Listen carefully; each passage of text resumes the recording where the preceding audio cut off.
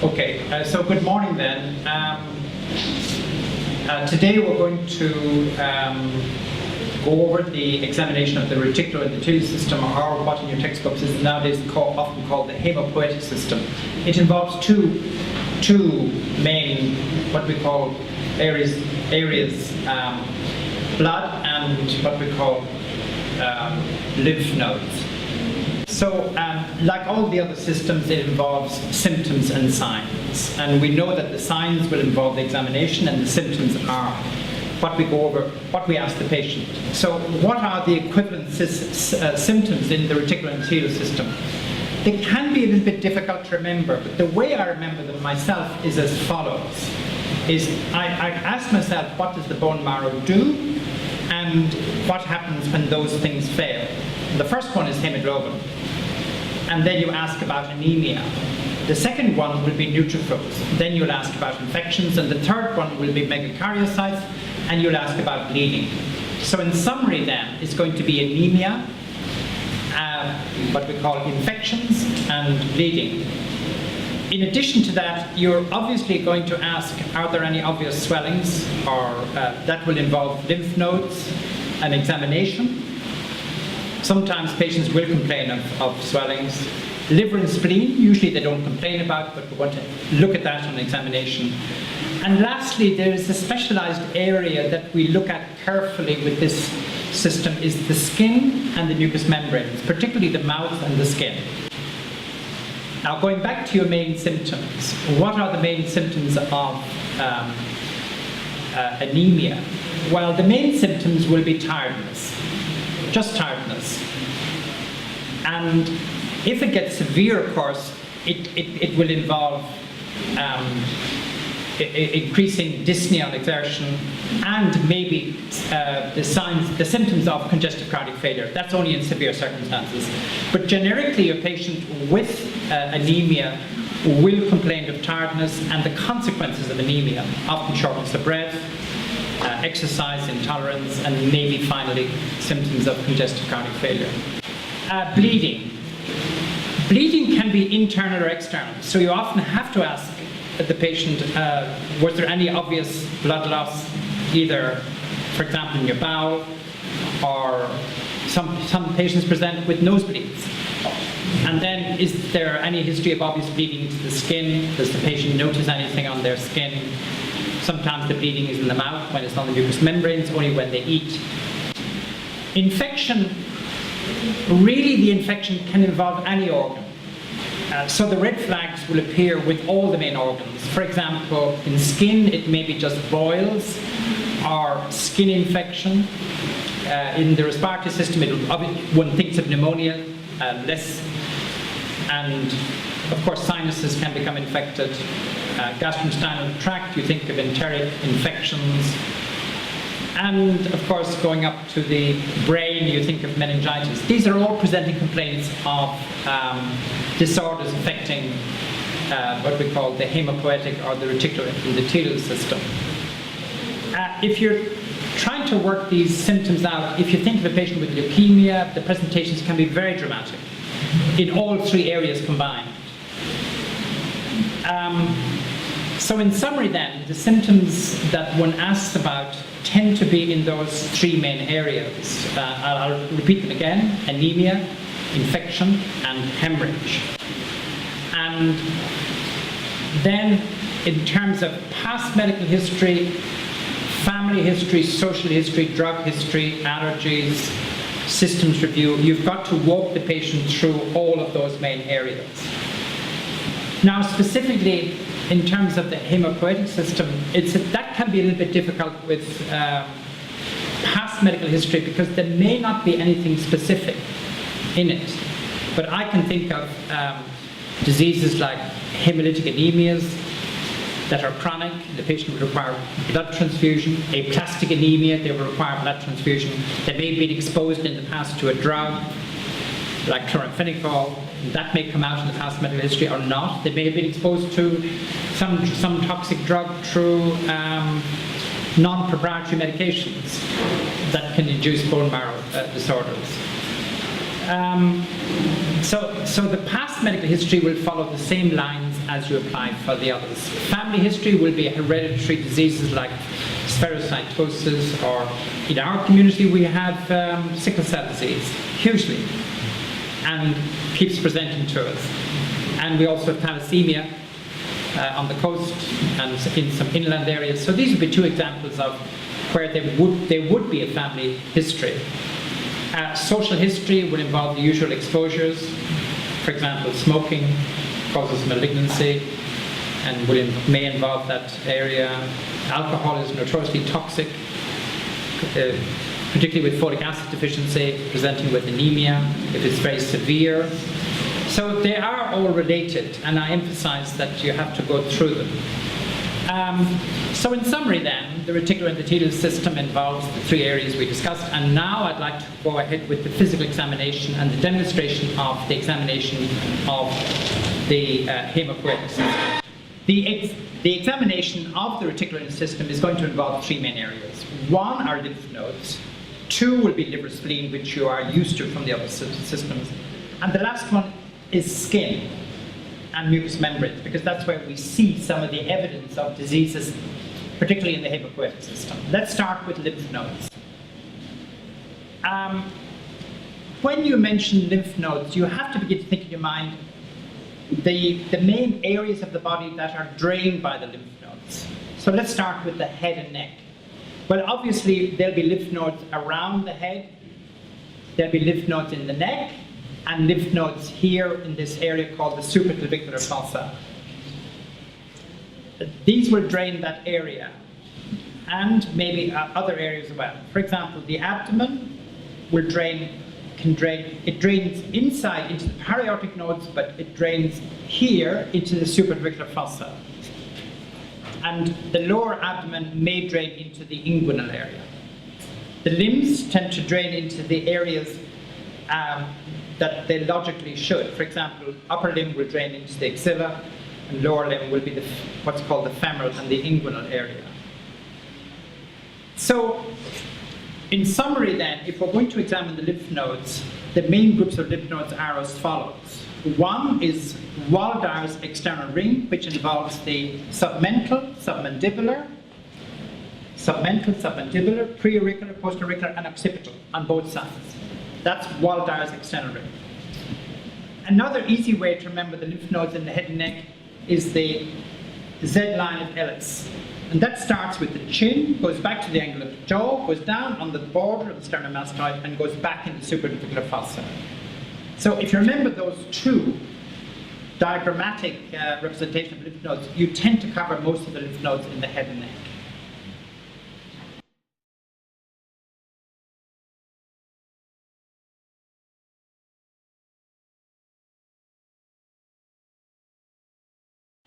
In the axilla, you're going to examine, I call it the house. The medial wall, the lateral wall, the anterior wall, the posterior wall, and the roof or the apex. In the inguinal area, you're going to examine in a straight line from the anterior suprailiac crest down to the symphysis pubis, which is the inguinal ligament, and particularly on the lower border, that's where the lymph nodes are situated. And the femoral area is just situated below the medial part of the inguinal ligament, and the lymph nodes tend to be arranged vertically. Now, coming now to the actual demonstration of the examination.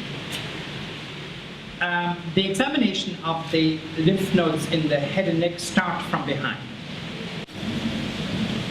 So we're going to demonstrate lymph nodes. Now, before I demonstrate them, it's good to remind ourselves what are the descriptive qualities we'd like to document about lymph nodes. Well, obviously, their site, then their size.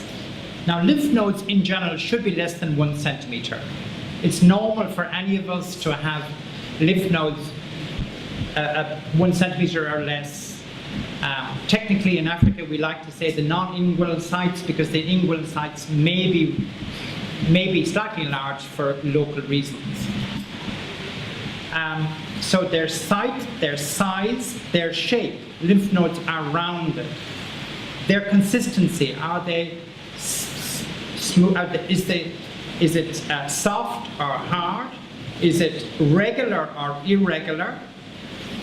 Are they mobile or non-mobile? Are they tender or non-tender?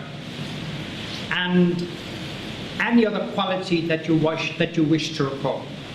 So in principle, when you're describing lymph nodes, we describe those qualities. The actual technique of examining lymph nodes is fairly simple. We examine from behind in the following manner. We check the submental, we check the submandibular, we check the preauricular, the postauricular,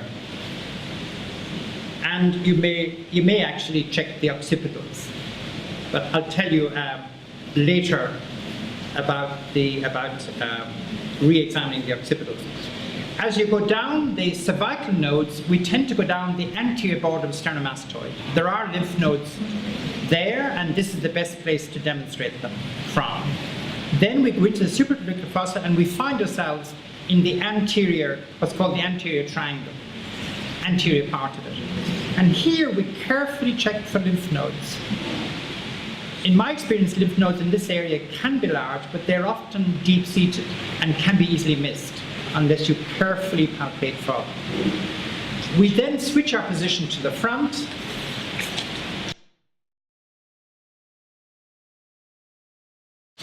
And in the front, it's easier for me now to examine the suboccipital nodes.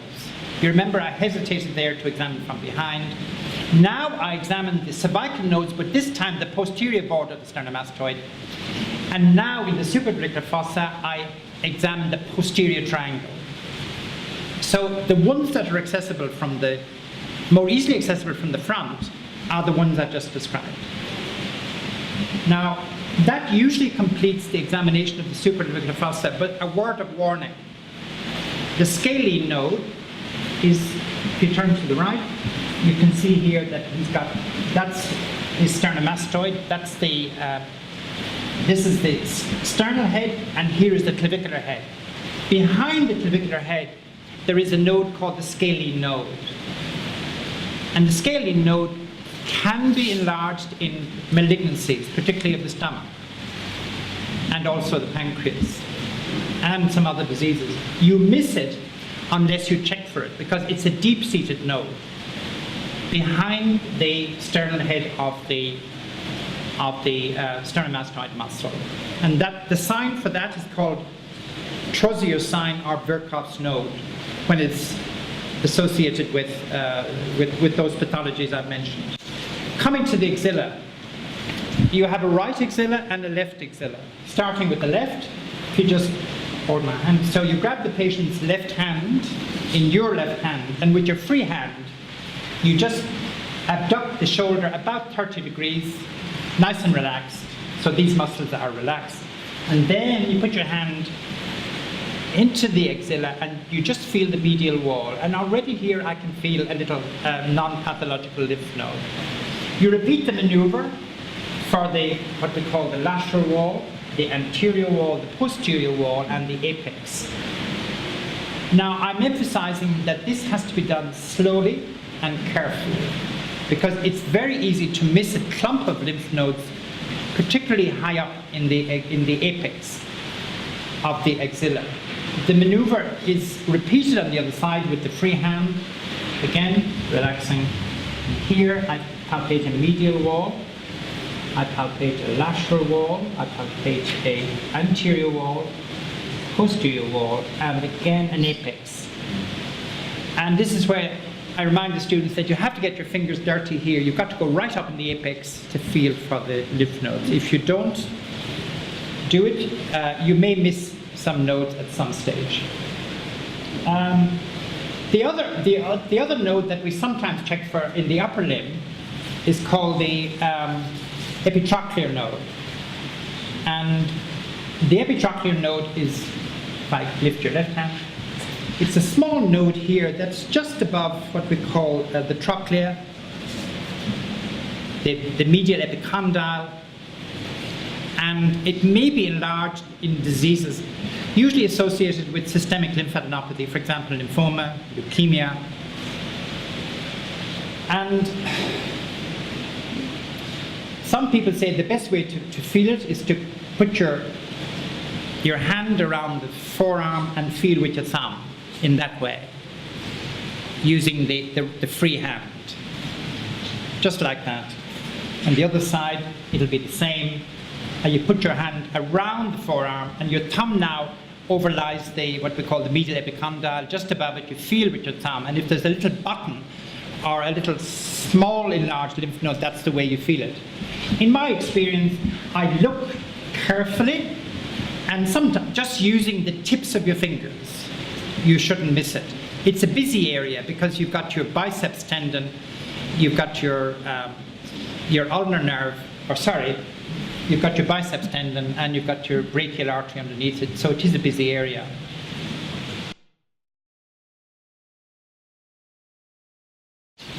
Now,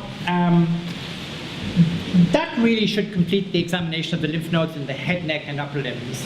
The part that is remaining is the inguinal area and the femoral area. Just to remind you that you have to palpate it in the same manner, and usually the lymph nodes are enlarged longitudinally, parallel with the lower border of the inguinal ligament, and that's the best place to pick them up. I emphasize that it's not unusual to have some lymphadenopathy there, especially in people who work in the fields because of chronic infection in their feet. But for all that, they have to be examined. And to do that, you have to put the patient lying flat, expose their genitals, their genital area, the inguinal area and the femoral area, look first and then palpate. In our community here, the commonest cause we see is Kaposi sarcoma with inguinal or femoral lymphadenopathy. The femoral lodes just lie in that little triangular area, which is where the great saphenous vein is going to dip to go in and pierce the fascial layers and join the femoral vein. It's just below the midpoint of the inguinal ligament, and the lymph nodes tend to be more vertical in that position rather than horizontal in the inguinal area. Just to remind you that the inguinal area, they tend to drain the genitalia. Occasionally we see diseases in the lower abdomen, like tuberculosis of the posterior peritoneum presenting in the inguinal area. But in general, they tend to reflect systemic disease and diseases in the genital area, and of course, diseases in the lower limbs, the lymphadenopathy in that area. The liver and spleen have been adequately covered in the examination of the abdomen, and I would refer you to that video to look up the technique of examination of the liver and spleen. I'm not going to go over it at this stage again.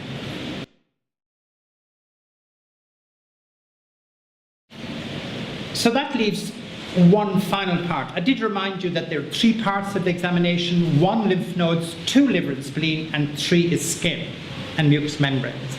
And you may make a mistake unless you look for it.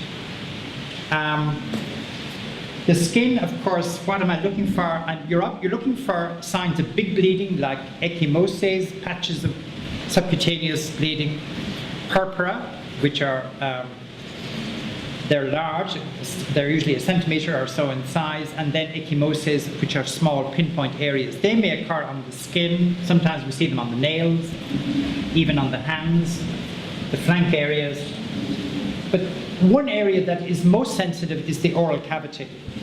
And what do we look for in there? Well, we can look for signs of bleeding or signs of infection, and we can even see leukemic infiltrates in gums with gum hypertrophy. So we do emphasize that the oral cavity is part of the reticulo endothelial system. You need to use a good torch to look at the oral cavity. Open your mouth, and you need to carefully look at the gums. So let me just look here. There's no hypertrophy, obviously. And then I look at the palate and inspect the hard palate, the soft palate, and look for any obvious abnormalities. And then get the patient to protrude the tongue, put your tongue out, and then put your tongue up to the roof of your mouth, and look under it, look at the frenulum. And you're looking for any of those 3 things we mentioned: infection, bleeding, or what we call leukemic or cancer infiltrates. In our environment here, we're the home of Kaposi sarcoma, so we frequently see Kaposi involving the palate and involving the oral cavity. And we may also see some other stigmata like infection, for example, Monilia or thrush.